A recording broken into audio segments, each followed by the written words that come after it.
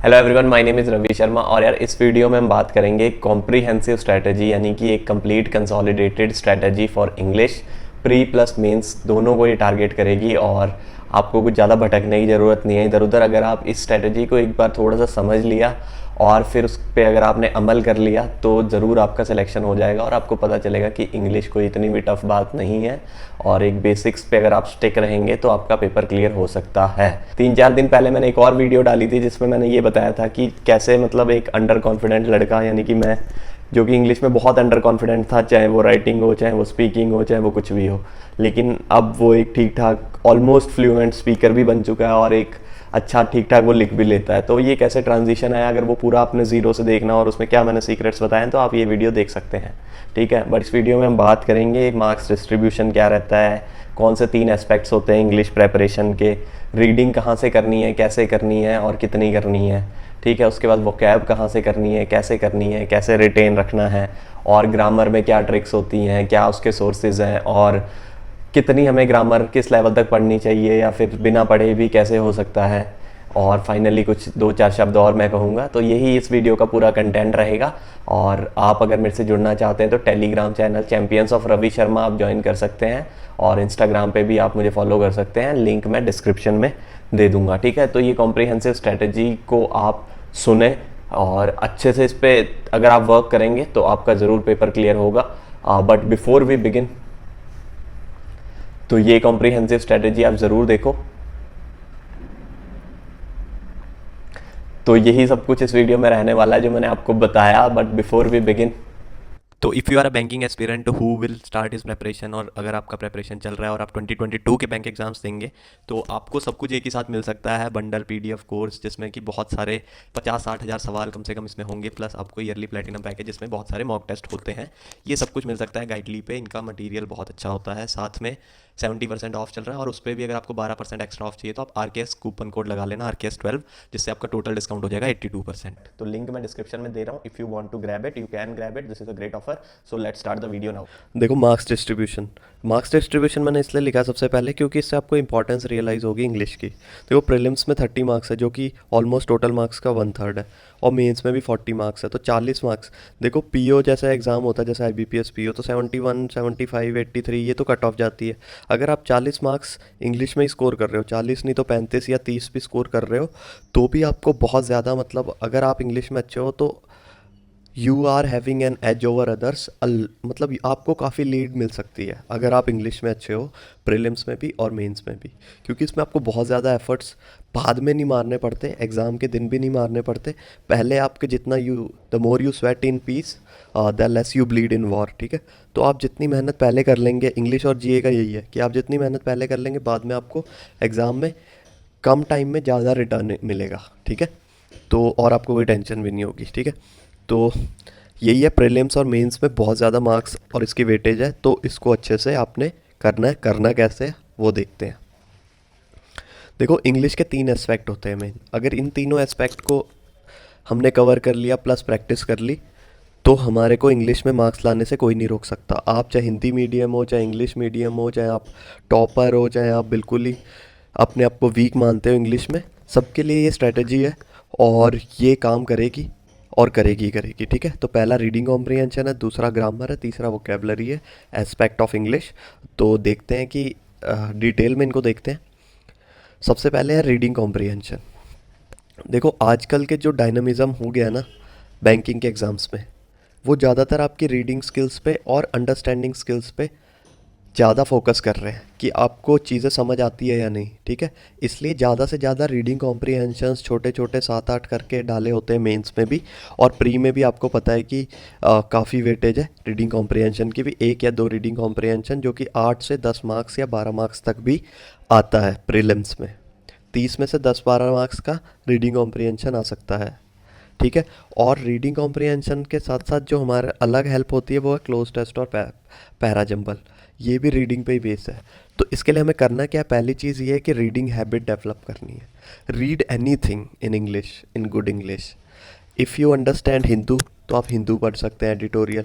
If you do not understand Hindu you can refer Indian express. अगर आपको Indian express भी नहीं आता है तो कोई नॉवल उठा लो, नॉवल भी नहीं समझ आती है तो 10वीं क्लास की एनसीईआरटी उठा लो, 11वीं की उठा लो। लेकिन the idea is to read, आपको रीडिंग करनी है। रीडिंग स्लो प्रोसेस है बट इम्प्रूवमेंट होती है। I have improved my entire English with just reading and I can vouch for you as well कि आप भी रीडिंग अगर करते रहेंगे तो आपको धीरे धीरे धीरे धीरे रिजल्ट्स दिखने लग जाएंगे। ठीक है, तो प्रोसेस पे अच्छे से फोकस करो और रीडिंग हैबिट डेवलप करो। At least you have to read for 30 to 45 minutes every single day. मतलब अगर आपने मॉक में रीडिंग कॉम्प्रिहेंशन पढ़ लिया, उसको मत मानो कि आपने रीडिंग कर ली, नहीं, स्पेसिफिक रीडिंग होनी चाहिए। अगर आप रीडिंग कर रहे हैं तो आपको रिजल्ट मिलेंगे। और रीडिंग करनी कैसे है, जो थिंग्स आपको रीडिंग के टाइम में दिमाग में रखनी है वो ये है कि जब तक आपको प्रीवियस सेंटेंस सेंस ना करे तब तक आप अगले सेंटेंस पे मत जाओ। The idea is to focus on the comprehending abilities but not on the speed, right. Speed will increase gradually, speed is important, I know that, but वो ग्रेजुअली इम्प्रूव होगी अगर आप पढ़ते रहोगे। Consistency, if you take care of consistency, consistency will take care of everything else. ठीक है, तो इसके अलावा आपको क्या करना है, कम से कम 3-4 आरसीज एवरी डे प्रैक्टिस करनी है। ठीक है, 3-4 आरसीज अगर आप डेली प्रैक्टिस करोगे तो बहुत हेल्प होगी। रीडिंग 30-40 मिनट, उसके बाद ये मैंने बताया कि कॉम्प्रिहेंडिंग एबिलिटी पे फोकस करो, practice of RCs, 3-4 RCs practice करो। प्रैक्टिस करनी कहाँ से है, उसके सोर्सेज, कुछ सोर्सेज हैं, जैसे एक सोर्स है आरसी बाय सुजीत कुमार, एक किताब है, उसका पीडीएफ भी है अपने पास। और एक एरिस्टोटल 99 आरसीज की एक बुक आती है जो कि उन्होंने 3 भाग में डिवाइड किया हुआ उसको, कि पहला भाग है, first part is easy level, second is medium level and third is hard level. तो ऐसे करके उन्होंने शायद 30-30-30 करके ना 3 भागों में इसको डिवाइड किया हुआ है एरिस्टोटल 99 आरसी को। इसकी भी पीडीएफ है, आप चाहते हैं तो मैं ये दोनों पीडीएफ टेलीग्राम ग्रुप पे शेयर कर दूंगा। ये टेलीग्राम चैनल आप ज्वाइन कर लेना, चैम्पियंस ऑफ रवि शर्मा, और मैं इन दोनों किताबों का लिंक आपके साथ शेयर कर दूंगा वहाँ पे, आरसी बाय सुजीत कुमार और एरिस्टोटल 99। ठीक है, तो आप वहाँ से भी प्रैक्टिस कर सकते हैं। इसके अलावा अगर आप गूगल पे लिखेंगे ना top 500 reading comprehensions for banking, तो वो भी बैंकिंग के लिए आपको बहुत सारे आपको मिल जाएंगे, क्विज़ वाइज मिल जाएंगे बल्कि। तो आप 500 क्विज़ आपके सामने होगी, बस आप उसको में से 2-2 क्विज़ रोज करो। क्विज़ इन द सेंस वहाँ पे टाइमर भी लगा होगा, आपको एमसीक्यू टाइप होंगे, आपको टिक करना, फाइनल सबमिट करना, और आपको दिखेगा कि आपका क्या रिजल्ट है, और एक्यूरेसी को अपनी ट्रैक करते रहो। ठीक है, तो वो आरसी की प्रैक्टिस करनी बहुत ज़्यादा इंपॉर्टेंट है। इसके अलावा क्लोज टेस्ट और पैराजम्पल भी आपके रीडिंग हैबिट से ही डेवलप हो जाएंगे, और इन दोनों को भी आप प्रैक्टिस करते रहना। वही गूगल पे आप सर्च करो, मैंने अभी 5-10 मिनट पहले ही सर्च किया था और मुझे सब मिल रहे थे। ठीक है, अगर आप ये बार बार कहते हो कि सोर्सेज का नहीं पता चलता, देखो सोर्सेज तो जितने आपको चाहिए उससे भी 10 गुना ज़्यादा है। बस आपको एक बार टाइप करना है गूगल पे जाके और वहाँ से उठा के सॉल्व करना है। ठीक है, इसके बाद जो सबसे मेन चीज़ है वो है ट्रस्ट द प्रोसेस। देखो स्लो प्रोसेस है, मैं बार बार बोल रहा हूँ, बट आपको धीरे धीरे रिजल्ट दिखेंगे अगर आप अपने बेसिक्स पे स्टिक रहेंगे और इस बात पे स्टिक रहेंगे कि reading habit will change the game for me. ठीक है, तो इसलिए रीडिंग कॉम्प्रिहेंशन पे ज़्यादा फोकस करो और कॉम्प्रिहेंडिंग एबिलिटीज़ पे। ठीक है, तो सेकेंड एस्पेक्ट की अब बात करते हैं। कौन सा second aspect, the mystery of grammar. देखो ग्रामर भी एक मिस्ट्री है। मतलब लोग कहते हैं कि सर करनी चाहिए या नहीं करनी चाहिए, जो कर लेते हैं वो बोलते हैं कि सर कर तो लिया लेकिन अब याद नहीं रहता, याद कैसे रखें इतनी सारी ग्रामर को। और कुछ को याद रहता है तो वो कहते हैं कि सर हम अप्लाई नहीं कर पाते वहाँ पे। ठीक है, तो ग्रामर देखो, मैं जो सजेस्ट करूँगा आपको, मैं बोलूँगा कि देखो अगर आपके पास टाइम है तो एक बार आप कर लो और फिर भूल जाओ। भूल जाओ इन द सेंस उसको क्रैम मत करो, एक बार समझने की कोशिश करो बस। या फिर लोगों ने मतलब कई टीचर्स ने बना रखे हैं 120 ग्रामर रूल, ये रूल वो रूल, आप वो देखना चाहते हैं तो वो भी देख सकते हैं, बट एक बार उनको नोट करके रख लो और 1-2 बार कभी कभार रिवाइज कर लो। ठीक है, बट ये नहीं है कि आप इसकी टेंशन लेके बैठ जाओ और सारा टाइम ही इस पे लगाते रहो। जबकि होना चाहिए कि हमें सिर्फ हफ्ते में 2-3 घंटे देने चाहिए ग्रामर को। हफ्ते में, in 1 week we have to give just 2-3 hours on grammar, that's it. I mean it doesn't deserve more than that. ठीक है, क्योंकि ज़्यादातर आजकल रीडिंग पे ही फोकस हो रहा है। और अगर आपको रीडिंग और अंडरस्टैंडिंग स्किल्स डेवलप हो गई तो आपको ग्रामर के क्वेश्चन करने में भी कोई दिक्कत नहीं होगी। ठीक है, आपको बिना ग्रामर के ही आप अपनी इंट्यूशन से, अपने लॉजिक से, अपने रीडिंग स्किल्स से आप कर जाओगे। ठीक है, सोर्सेज मैंने बता दिए कि आप यूट्यूब से भी कर सकते हैं, या फिर इसके अलावा जो मुझे एक बहुत अच्छा सोर्स लगता है वो है plinth through paramount by Neetu Singh.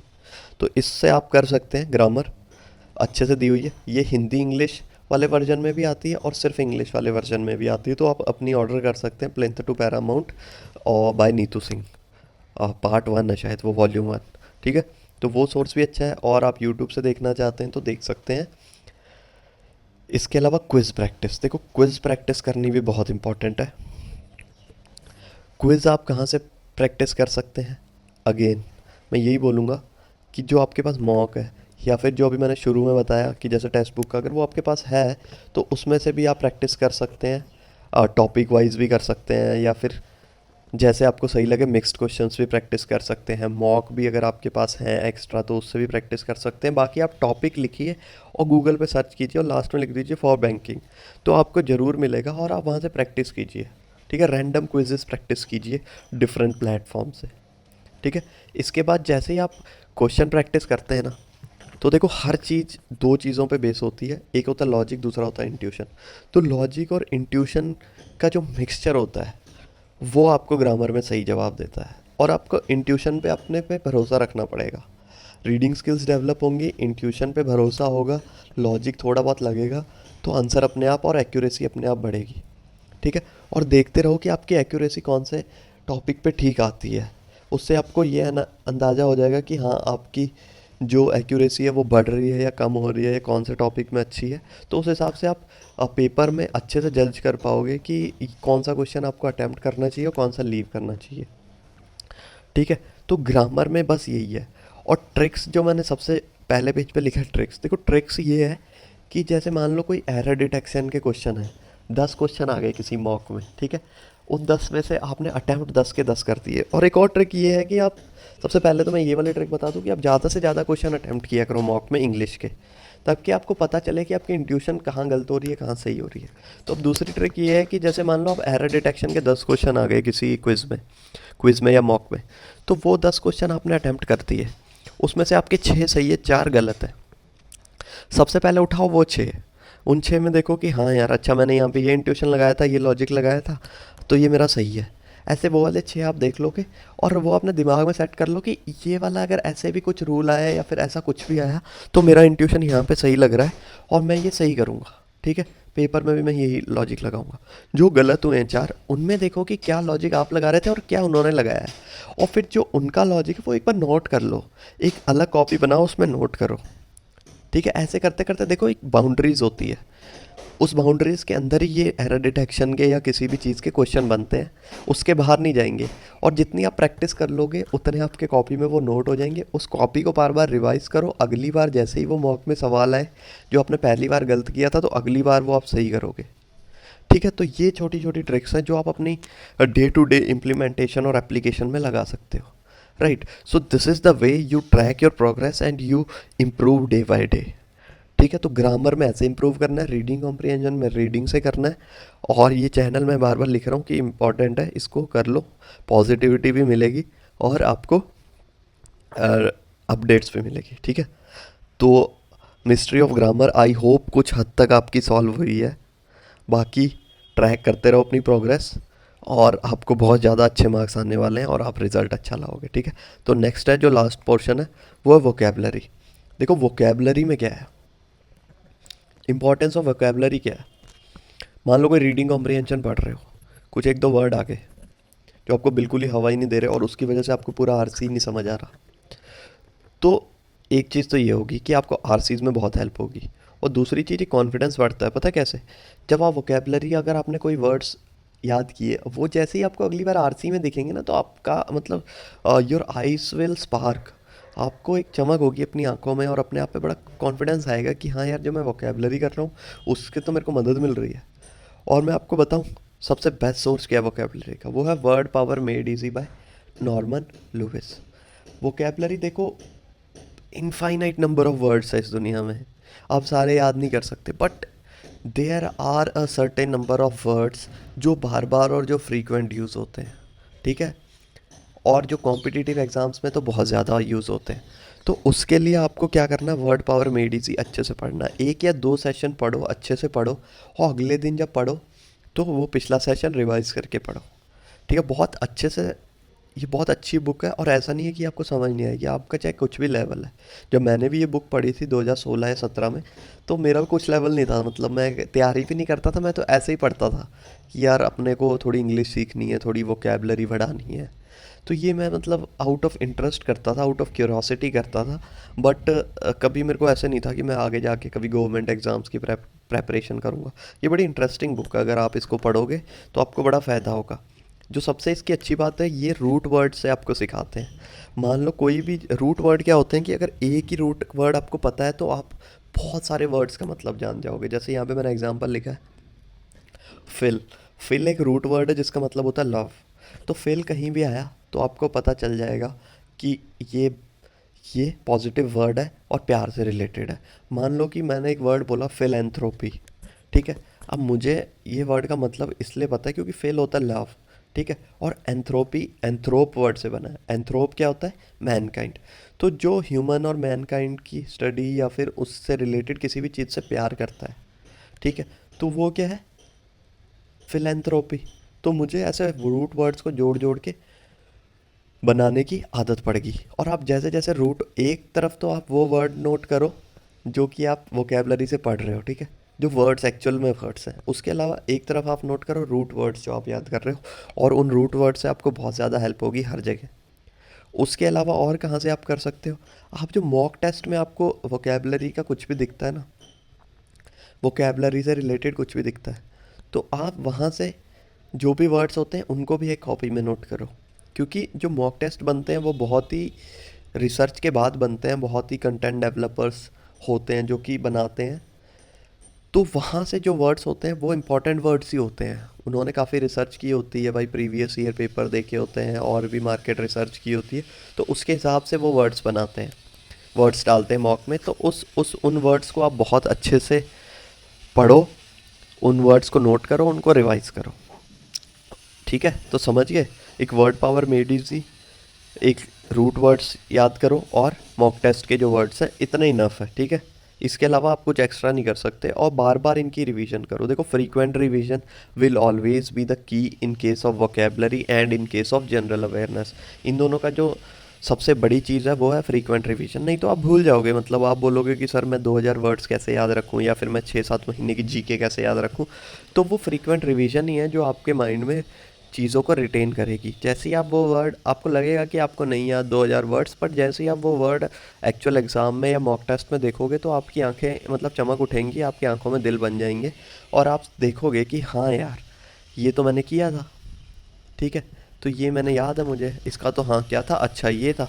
तो ऐसे करके आपको वर्ड्स रिटेन हो जाते हैं, ठीक है। तो यही है, इन तीनों एस्पेक्ट्स पे आप काम करो, वोकेबलरी, ग्रामर और रीडिंग कॉम्प्रिहेंशन पे।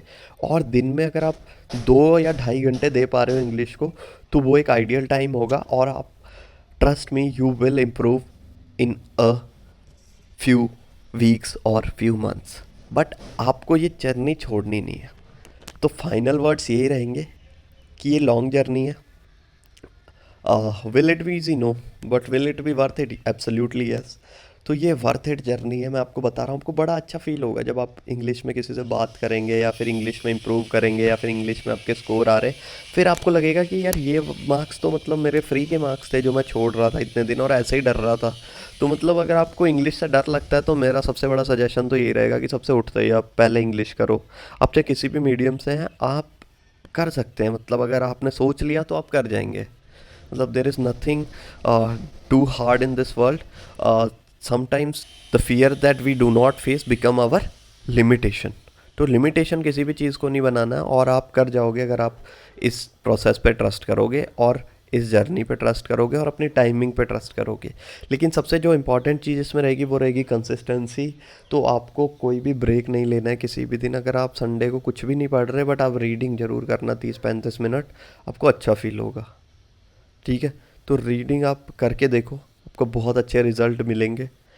कंसिस्टेंसी का आप ध्यान रखो, कंसिस्टेंसी आपका ध्यान रखेगी, आपके मार्क्स का ध्यान रखेगी और आपके सिलेक्शन का ध्यान रखेगी, ठीक है।